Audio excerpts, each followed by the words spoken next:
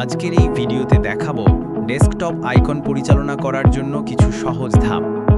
ডেস্কটপের যে কোনো ফাঁকা জায়গায় রাইট ক্লিক করুন, মেনু থেকে ভিউ অপশানে যান।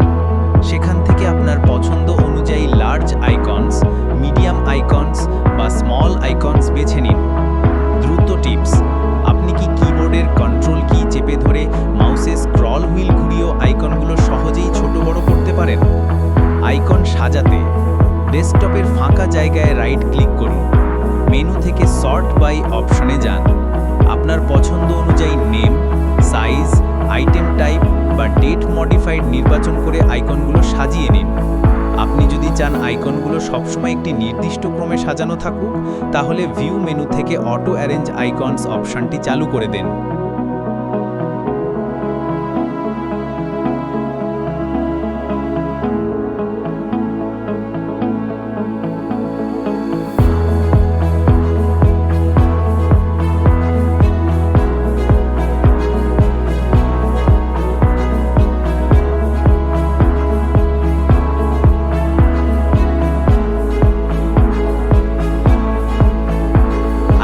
লুকাতে ডেস্কটপের ফাঁকা জায়গায় রাইট ক্লিক করুন, মেনু থেকে ভিউ অপশনে যান।